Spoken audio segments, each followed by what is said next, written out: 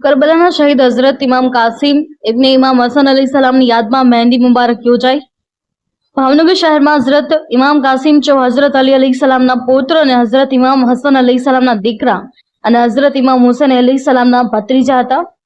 જ્યારે આપની વય 13 વર્ષની હતી અને આપની શાદી ઇમામ હુસૈન અલી સલામની દીકરી જનાબે કુબરા સાથે નક્કી થઈ હતી।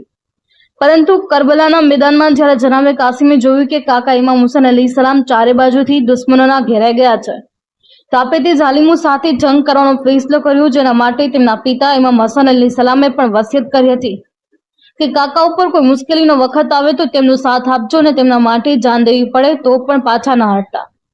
તેથી જનાબે કાસિમે પોતાના કાકા પાસેથી જંગની રજા લઈને મેદાનમાં ગયા અને પોતાની ખાનદાની બહાદુરીનો રંગ દેખાડ્યો। અનેક દુશ્મનોને જન્મ વાસલ કર્યા, પરંતુ દુશ્મનોની દગાથી તેમને ચારે બાજુથી ઘેરીને તેમના ઉપર તીરો અને તલવારોના અનેક વાર કર્યા, જેથી તેઓ શહીદ થયા।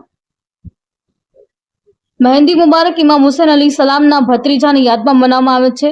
ઇમામ હુસૈનનું કરમ દયા તમામ ઇન્સાનો ઉપર છે, તેથી ઇમામના દર દ્વાર ઉપર જે કોઈ પણ વ્યક્તિ જે કંઈ પણ મુરાદ તમન્ના લઈને આવે છે, તેઓ પોતાની મુરાદ તમન્ના જરૂર પૂરી થાય છે।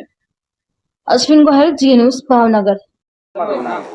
મારું નામ જ્યોત્સનાબેન ડોડિયા છે। મારા દીકરાના ઘરે સંતાન નહોતું તો ગયા વર્ષે અહીંથી ફળ લીધું હતું। આ વર્ષે બાબો આવ્યો તો અમને ફાયદો થયો છે, તો ફળ મૂકવા આવ્યા છીએ। અમે ભરતનગર શ્રીનાથજી નગર, અહીંયા આંબા ચોક, અહીંયા